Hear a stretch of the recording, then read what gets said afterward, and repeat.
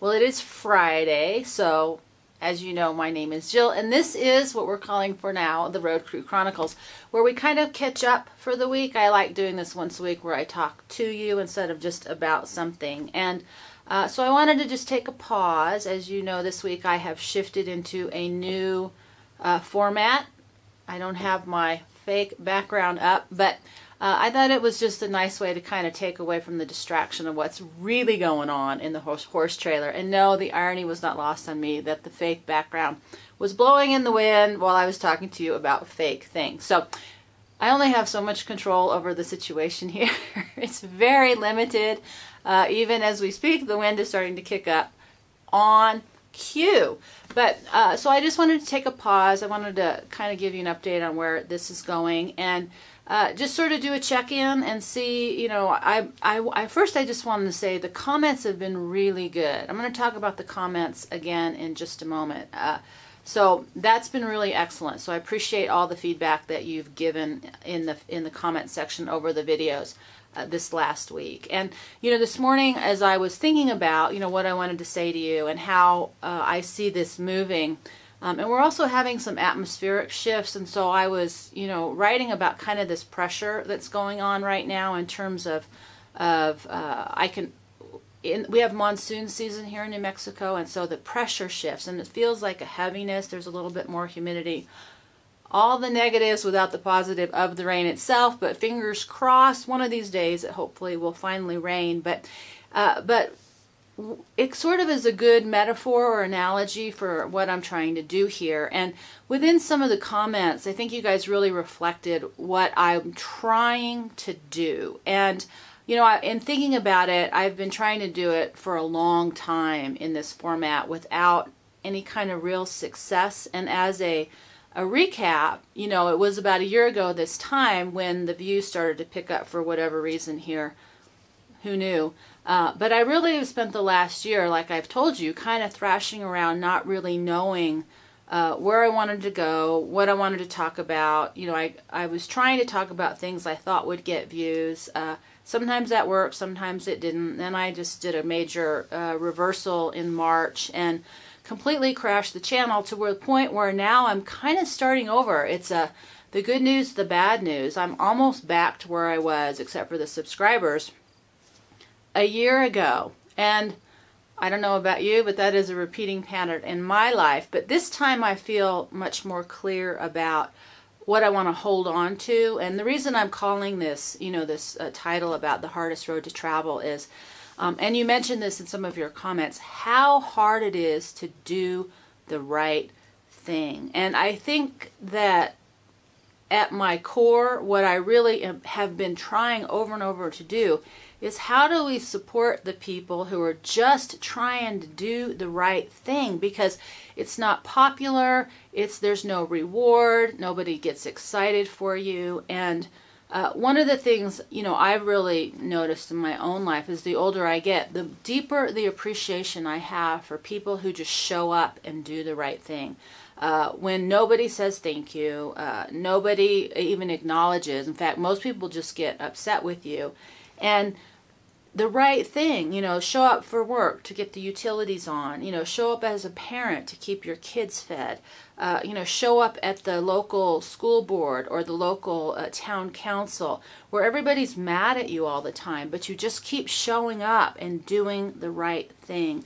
And that's really hard in an environment like this, where the reward is to, you know, make it about you. The reward is to be sensational. The reward is to be provocative. The reward is in being controversial. When in real life, it's just about showing up every day and doing the right thing. And I was thinking about, why is that so hard? And why is that so hard? And you know, and looking at nature shows up every single day and just does the right thing. You know, they take care of their babies. You know, they keep having their babies. You know, they keep preparing food for the winter. They keep building shelters. No matter how many times you pull their shelters down, they don't complain. They just get up and rebuild it. And there's never a stopping for acknowledgement. There's never waiting for somebody to come in and tell them a good job. Nobody gets paid more in nature for doing the wrong thing, as in, the real life. And I thought, well, what is the real bottom line to that? And I think the bottom line to that is, right now as humans, we have the ability to compare to each other. And with these social media and the worldwide internet, there's a lot of comparison going on. And the truth about comparison, it's both our gift and our curse. The gift is, no, it doesn't have to be bad. I don't have to live in squalor. I can innovate, and I can create, and I can make things better. And then there's the curse of, well, this isn't good enough. Maybe there is something better. Maybe I can trade up my romantic partner. Maybe I can get a better job where I can make more money and not have to work as hard. So this idea of comparison is both our gift and our curse. And how, in this medium, on YouTube or in social media, or probably in any job that you have, comparison is really easy to get caught up in doing, because there's a very clear reward system for not doing the right thing. It's very difficult to do the right thing. So, but I am committed to that. I don't know what's wrong with me, but here we are. So part of that idea of comparison is sort of when you start to understand, I think this is a maturity, that you're just one cog in the wheel of eternity. And that's really unglamorous. And it's also can be very disheartening. And I saw that in Drew's comment. I thought it's hard to, that's why it's hard. It's hard to keep getting up every day and know you're just one cog in the wheel. And have that be enough. And I think, what I've been trying to do this whole time is really be a voice for that group, that it's good to be a cog in the wheel. It's good to work hard. It's good to have integrity. And that's really been my goal, is how do we promote that? How do I support that? And the reason why I think that's important, and this is just me, I feel better when I have not acknowledgement of what I'm doing, but a recognition that I'm doing the right thing. And that, that can come from a song, it can come from a conversation, it can come from a movie or a book. It just comes from observing other people's courses of their life, biographies, hearing them tell their story. And that's really, my struggle is to fit into that genre. How do we do it in today's world where, the only reward here is to have feedback that says, I hate you, I love you, and pushes you up to the top, versus that sort of neutral, that's right, that makes sense. That's kind of where the energy I'm going for is, yeah, it makes sense. And that's not a grab you kind of energy. And so that's, takes me back to the comments. And, there's lots of different kinds of comments. There's the just kind of the observational comments about, the content, or, something unrelated. There's the, I'm trying to be right comments. And then there's another kind, we won't talk about the troll comments, which I don't really get that many of, but the ones that I appreciate the most are the ones that you've really done this last week, where you share what's real for you, and that to me is like, yes. And I think that's the hunger inside, is to have a real conversation. And we can't have it in this forum, but that's where my, bigger intention is, how do we take this kind of thing and use it as a tool to have a real conversation? And that's really, been my long-term goal for a while, with not really understanding how to do it. It's evolving. My goal with the movie, the longer movie, is to have that be a tool that will facilitate face-to-face conversations. I think these short videos hopefully are facilitating a conversation in your own head, and that's sort of step one.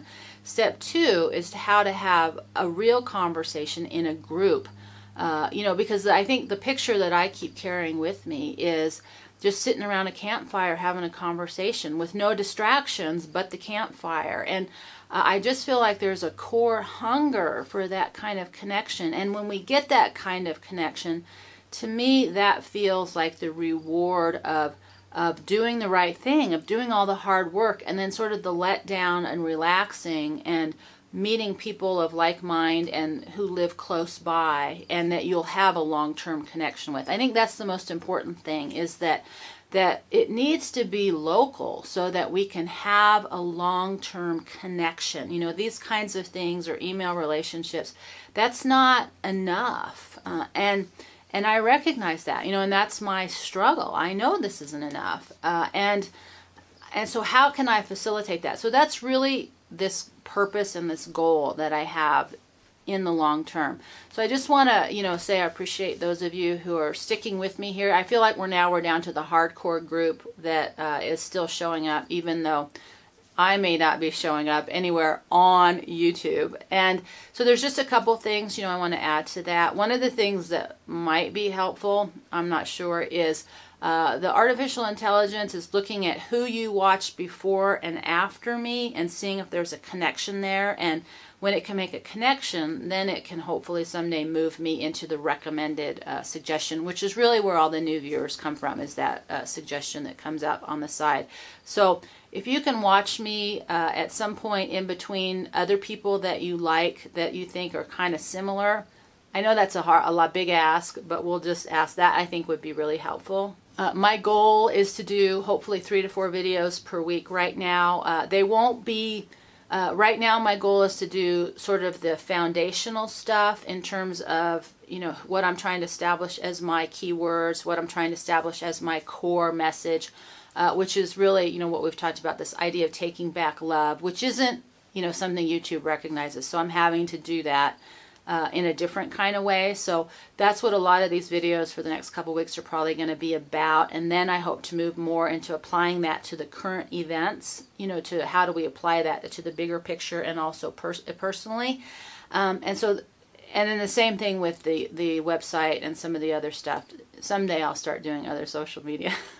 So I'm really in a rebuilding, rebranding mode. I expect it will take 2 to 3 months before I see if it's going to catch or not. Like I said, I'm in a crash. I'm still in the crash period, which I expected.